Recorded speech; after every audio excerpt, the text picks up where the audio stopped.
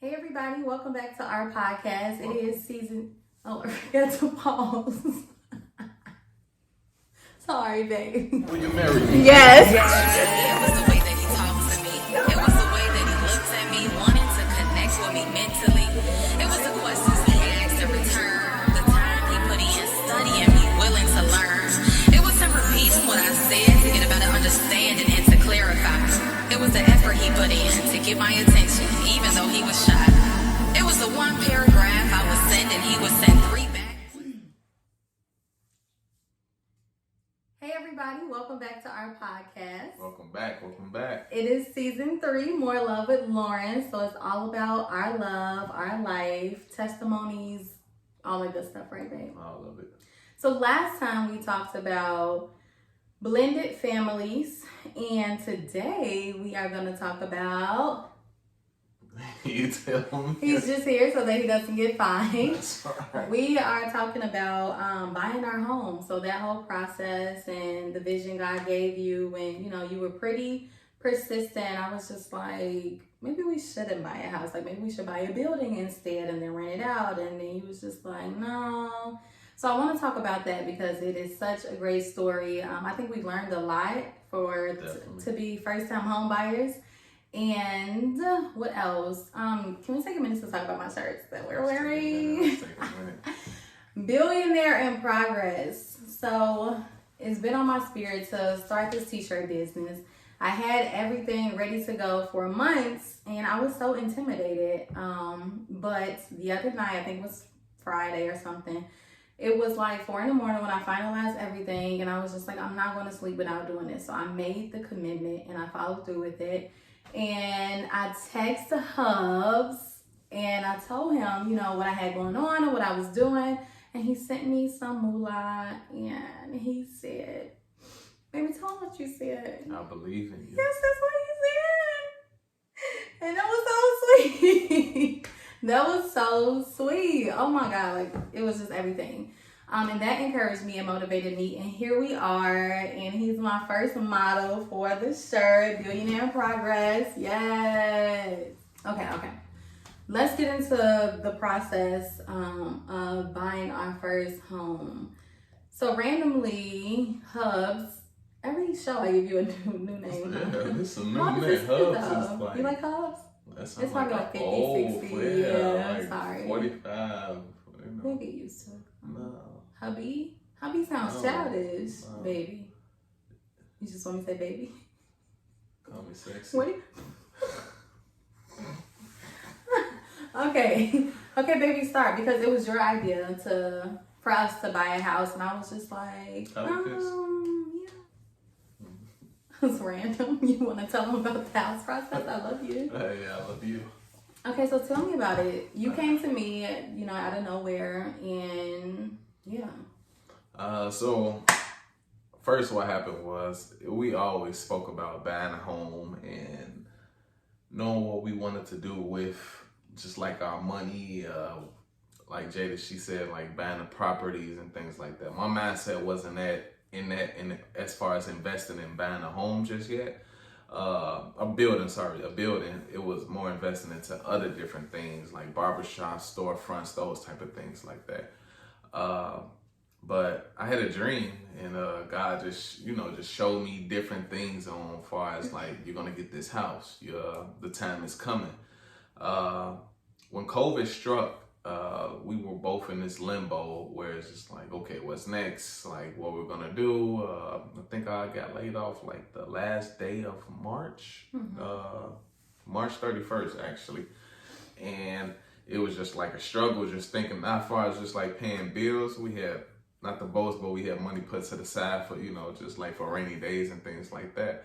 But it was also just like, okay, what's next? Our lease is getting ready to end in June. So it's just like more of the owners, we thinking about those type of questions as in, okay, how are you going to pay your rent if you're unemployed and those type of things. So it's just like, we had that whole little process, but God showed me a vision one night and it's just like, you're supposed to buy this house.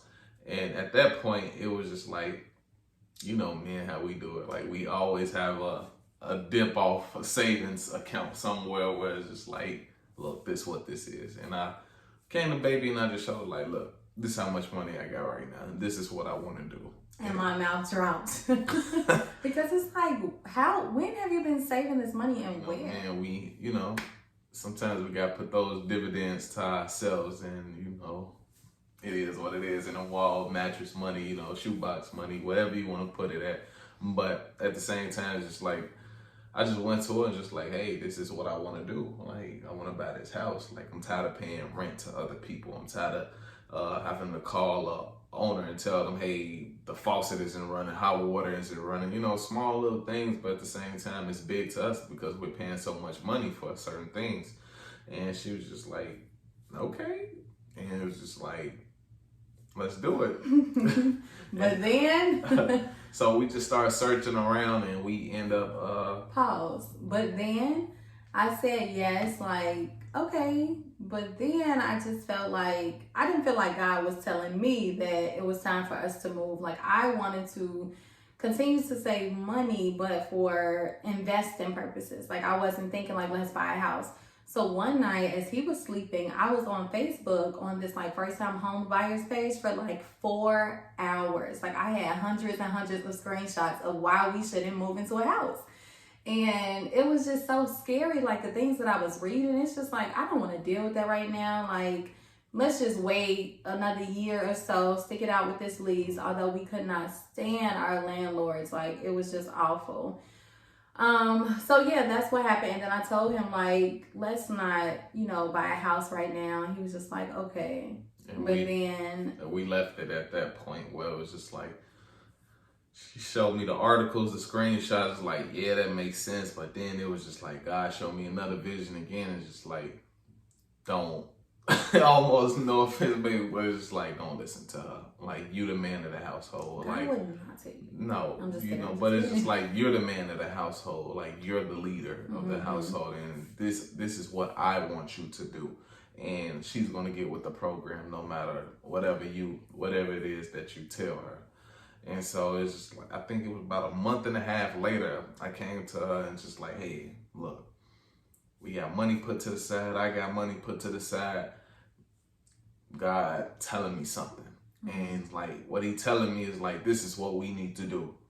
And her whole mindset changed. And it's like, just like that. It's like a woman follows her man, and we went into looking for households, and we end up finding a close personal realtor from the past that we knew about, and we reached out to her, and she gave us a bunch of people that we should call. We end up 3 different people, and the crazy thing about it is when they did our credit score, we were like 1 point short. Not even like literally 1 point. Go ahead. And she was telling, basically she was saying, you guys need to wait 30 days. And I was saying like, no, I'll give it probably 2 weeks and my score will be updated. And sure enough, I think it was like a week and a half, I called her and we was just like, hey, this is our score now. And that was the beginning of our approval. Yeah. So what's for you is for you. Exactly. And just to break everything just down, it was just like, just going back to the beginning of the year, I would say, it was this phase where it's just like, I kept telling baby like, hey, I need to clean up my credit. And it's just like, do it. But this is before the beginning of the year. This was all last year, the year before. And it's like, I need to clean up my credit. And then it's just like, the moment I cleaned up my credit, then I get the vision from God. And so it's just like, it's a step process and a lot of things that you do. And I'm not trying to make this a religious post or anything like that, but I do believe that God showed me as I'm like, you do this and I'll give you that, So it's levels to what you're doing. So it's like, if you're not, how are you going to get that house if your credit score isn't that? Yeah. So all you're doing is really hurting your score because now they're running your score, you know what I'm saying? So from that point, it was just like our score just kept building and building and building. And I got so much stuff taken care of, my credit, all the good things. And so leading up to the point when once we got approved, we went into the roughest part of buying houses, negotiating and You want to tell on that part what we went into? Before we go into that, I wanted to talk about just the steps, as you mentioned, that so you were cleaning up your credit and so was I, and I was like in this Facebook credit group, and a lot of the resources and information I found, of course I took to him or did a lot of work for us so that we could get our credit cleaned up. But it was a point where I was behind on a bill, but it's just like I made sure that I paid that on time consistently. And that was something that they looked at during the, underwriting. So that was huge to make sure that all of the bills were paid on time consistently. And it's like, at that point, I was just doing it for my credit. But in reality, we were doing this for our house that God was telling us that we were getting ready to move into, But at that time, it's just, okay, let's fix our credit. Let's, get these bills paid on time and things of that nature. And then here we are. Yeah. So when we talk about getting approved, it was just like, it was kind of like, now what? I feel like we didn't have a lot of guidance, just being young and being first-time homeowners, and probably like the first at this age to buy a house within our families. So it was like a lot of Googling, a lot of YouTube. Like people watch YouTube every day, all day, about negotiating and the numbers and the down payments, and he would teach me the stuff. But yeah, it was a process, and I think we kind of went in blindfolded because it's just like, it's one of those things where it's just trial and error. You got to get your feet wet. You learn what you want, what you don't want. You also learn that you might not get everything that you're looking for in the house. So you taught me within the process, like, there's some things we're going to have to settle for, or some things we may not have, but it may be other things that we do in the house. So but what else did I want to say about the process? Oh, it was so funny because we went and seen a house and we loved it. Well, he really, really, really loved it. The one with the different levels and stuff. That wasn't the first house. Remember we seen the other house that we were in. Oh, sorry. No, it's okay. I wasn't saying it was the first house, but okay. What I'm saying that was funny about it is we love this house. We put a bid on this house and everything. Not once did we check to see where the schools were. We didn't know where the schools were. We didn't look into that. It was just like, oh, we like this house. It's the perfect amount of bedrooms and bathrooms that we wanted. Nice location. But then it came to the school and it's just like, that's going to be too far, So then we went home. We got outbidded on that anyway. Yeah. But we went home and we said, okay, let's do this right. So what we did was we looked up all the houses that we liked. And then we made a list. But then we also looked at where the schools were because, with us commuting to work, we have to make sure Cameron gets to school and things of that nature. So we did just a list of the houses we like, how far the schools were, and then we kind of just did a crossing out, what we liked, what was too far, and then we decided like what we wanted to see. So we learned within the process. And did you want to add anything before we get into, the closing process?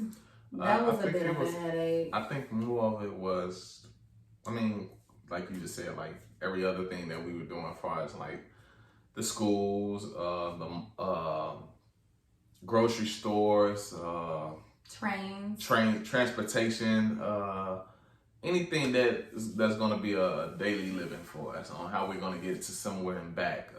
Gas stations, making sure we're not paying something for gas. Like that stuff really does matter. And the part of the city you're living in Chicago. Mm-hmm. So it's just like those things matter the most.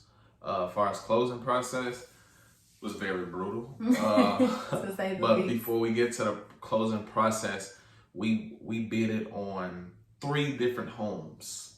3. The first home was something that we thought was going to be a project, and we were going to just make this house to what we wanted to be. It was a big house too, and we were gonna knock a wall down, and what else were we gonna do? Do a lot of stuff. We was gonna redo the bathroom. We were gonna extend the closet, like all kind of stuff. But then we got outbidded.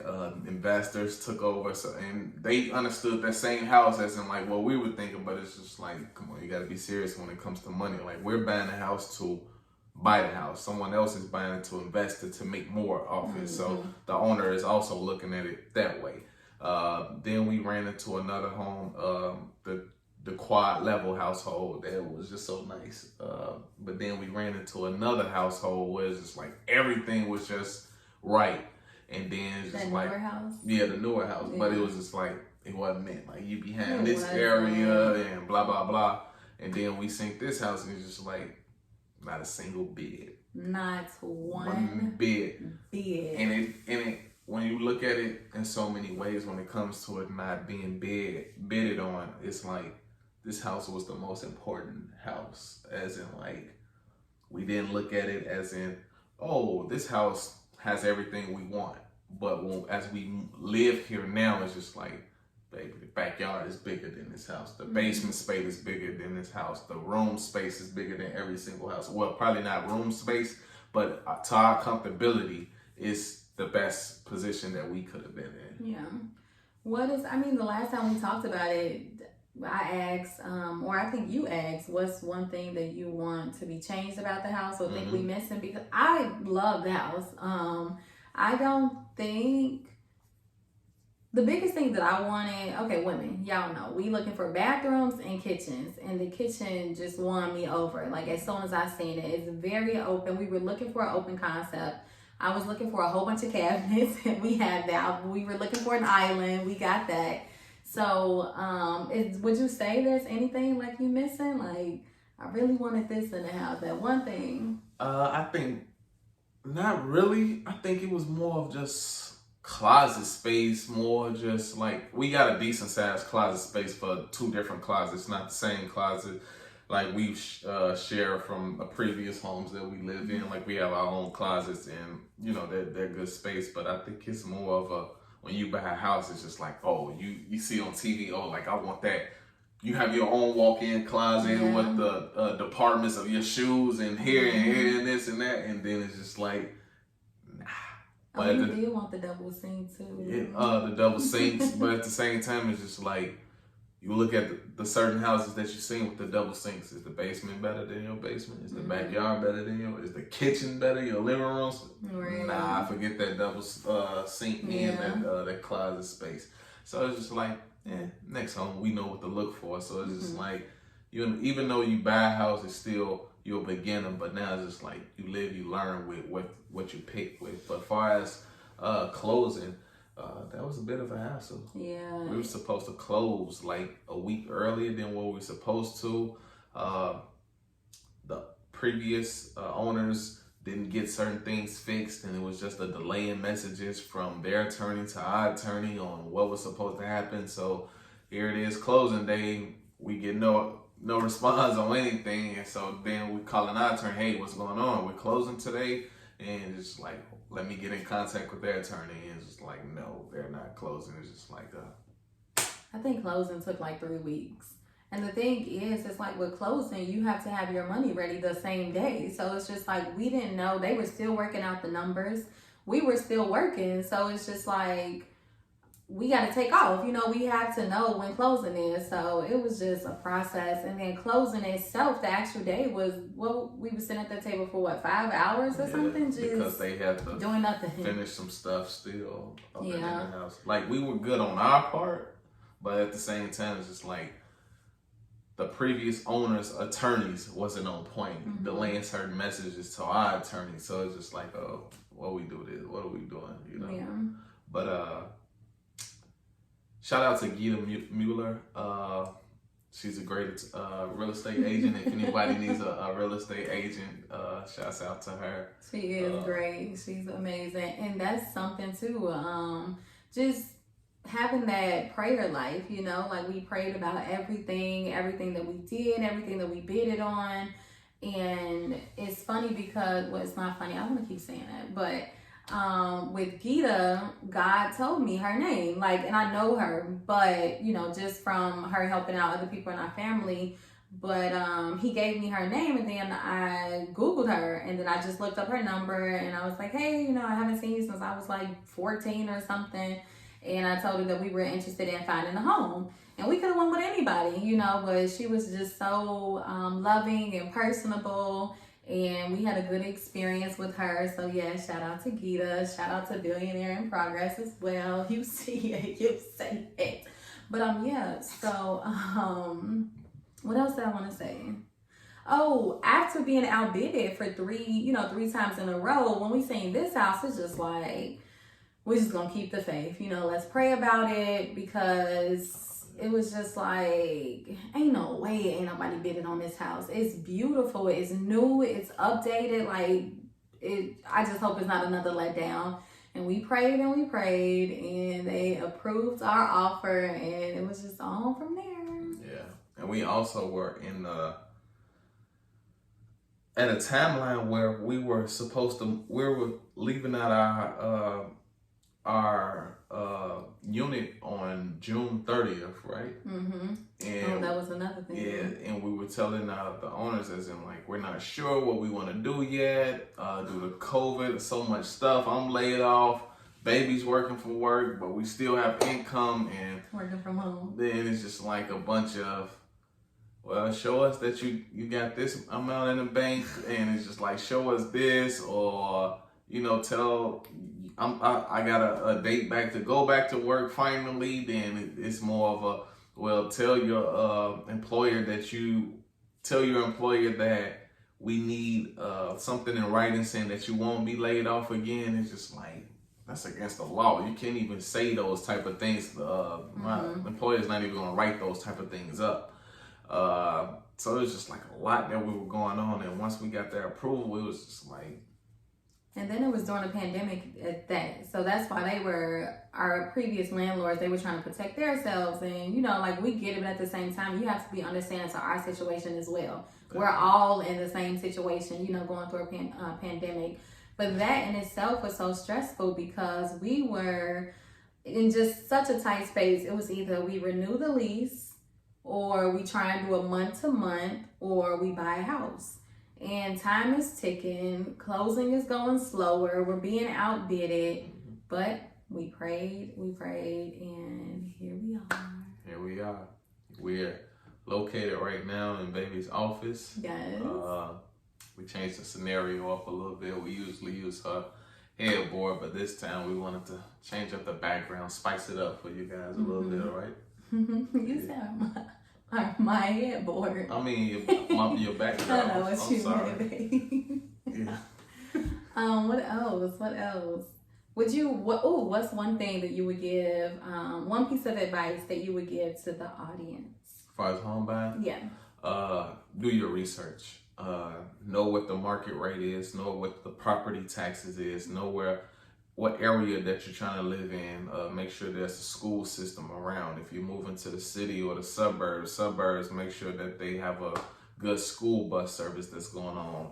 They have a good school bus for the kids. Mm-hmm. Make sure that the kids are old enough to get up on a school bus early in the morning to go get off the school bus. Is usually third grade and up. But also just make sure that you are in tune with the village, the city, water bills. Just a lot of different bills that you got to pay as a homeowner. It's like, this stuff is serious. And it's just like, when people, no offense, but when people evict you, it's like, they have to pay on this. They got to pay this. And it's like, I want my money. And it's the same way, like the bank, they want their money. So it's somebody else asking for money that's asking them for money, not asking you for money. And so it's just like, there's levels to everything that, you know, that they're doing. But do your research on property taxes. Do your research on closing prices. Mm-hmm. Just know what you're getting yourself into. Also, like, doing inspections. Make sure you know what's going on outside of your home, just not inside of your home. Make sure your gutters, your roof is good. Make sure that the concrete is good. Make sure your foundation is good. Like, pay attention to all those type of things, because it will matter once you move in. You don't want to go into the house, buying a house in the summertime, wintertime. It's cold in your house for no reason, or because you got cracks in the walls, or, you know, I can go on forever. You can write a book. I said one. No, but she gave y'all 30, but they're all great. And it's certain experiences that we have seen, not the bad, it hasn't been bad or anything like that, but it's just like when you're a homeowner and you're in a home, or you could be renting out a house, you know, your own house and things like that, but you realize, like, we got to get this changed. Like, since being a homeowner, I've never changed a ceiling light before. Swapped everything out. Light fixture. What else? The unchanged the lights. a socket plug. I usually call an electrician to do those things. I've done that. I've redid the whole basement, cut carpet up, all type of stuff. I came downstairs and the carpet was gone. And so I'm just like, what is happening? Exact. Cut trees down in the backyard. You know, just like for leaves to stop falling so much. Yeah. And so it's just like it's a lot of different things. Take the heat, stay out the kitchen. This is like grown folk business, and it's such an accomplishment, but you learn a lot, and I'll give you my advice, which is driving around the neighborhood. Definitely. At nights, on the weekends, daytime is real quiet, and child, it's a whole nother town sometimes, when you go at night or on the weekend. So I would for sure say that, as Baby mentioned, doing your research and have money saved beyond closing costs, beyond your down payment. But until next time, or whatever we get into the shirt, we're going to talk about